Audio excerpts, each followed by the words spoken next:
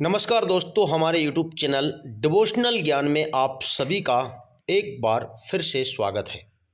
दोस्तों, देव उठनी एकादशी की संपूर्ण कथा व्रत सहित तो आप इस वीडियो में लास्ट तक बने रहिए।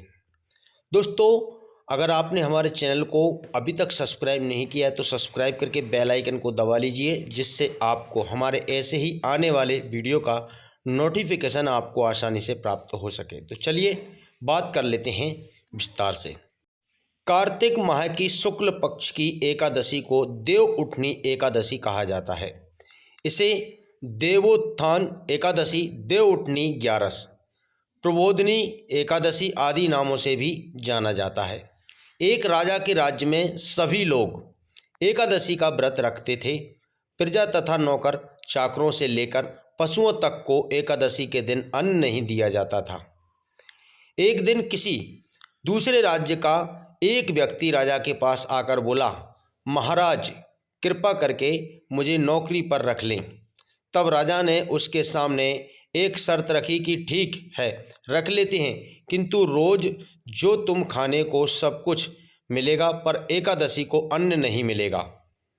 उस व्यक्ति ने उस समय हाँ कर ली, पर एकादशी के दिन जब उसे फलाहार का सामान दिया गया तो भय राजा के सामने जाकर गिड़गिड़ाने लगा, महाराज इससे मेरा पेट नहीं भरेगा, मैं भूखा ही मर जाऊंगा, मुझे अन्न दे दो।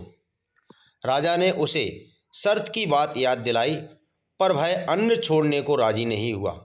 तब राजा ने उसे आटा, दाल, चावल आदि दिए। वह नित्य की तरह नदी पर पहुंचा और स्नान कर भोजन पकाने लगा।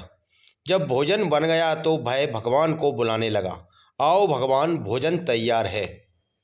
15 दिन बाद अगली एकादशी को वह राजा से कहने लगा कि महाराज मुझे 2 गुना सामान दीजिए। उस दिन तो मैं भूखा ही रह गया।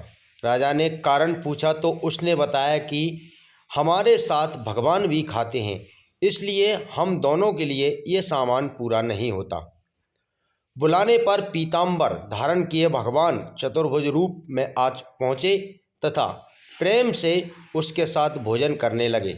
भोजन आदि करके भगवान अंतर्धान हो गए तथा वह अपने काम पर चला गया। राजा ने उस आदमी से कारण पूछा तो उसने बताया कि हमारे साथ भगवान भी खाते हैं, इसलिए हम दोनों के लिए यह सामान पूरा नहीं होता। यह सुनकर राजा को बड़ा आश्चर्य हुआ और वह बोला, मैं नहीं मान सकता कि भगवान तुम्हारे साथ खाते हैं। मैं तो इतना व्रत रखता हूँ, पूजा करता हूँ, पर भगवान ने मुझे कभी दर्शन नहीं दिए। राजा की बात सुनकर वह बोला, महाराज यदि विश्वास ना हो तो आप साथ चलकर देख लें। राजा एक पेड़ के पीछे छुपकर बैठ गया। उस व्यक्ति ने भोजन बनाया तथा भगवान को शाम तक पुकारता रहा, परंतु भगवान ना आए। अंत में उसने कहा, हे भगवान, यदि आप नहीं आए तो मैं नदी में कूदकर प्राण त्याग दूंगा। लेकिन भगवान नहीं आए। तब वह प्राण त्यागने के लिए उद्देश्य से नदी की तरफ बढ़ा। प्राण त्यागने का उसका दृढ़ इरादा जान शीघ्र ही भगवान ने प्रकट होकर उसे रोक दिया और साथ बैठकर भोजन करने लगे। खा पीकर वे उसे अपने विमान में बिठाकर अपने धाम ले गए। यह देख राजा ने सोचा कि व्रत उपवास से तब तक कोई फायदा नहीं होता जब तक मन शुद्ध ना हो। इससे राजा को ज्ञान मिला। वह भी मन से व्रत उपवास करने लगा और अंत में स्वर्ग को प्राप्त हुआ। तो दोस्तों, आपको यह कहानी कैसी लगी? अच्छी लगी हो तो वीडियो को लाइक करें और नीचे कमेंट करके ज़रूर बताएं। ऐसी ही जानकारी, ऐसी ही वीडियो देखने के लिए आप हमारे चैनल से जुड़ जाएं। सब्सक्राइब और बेल के आइकन पर क्लिक करके वीडियो देखने के लिए आप सभी का बहुत बहुत धन्यवाद।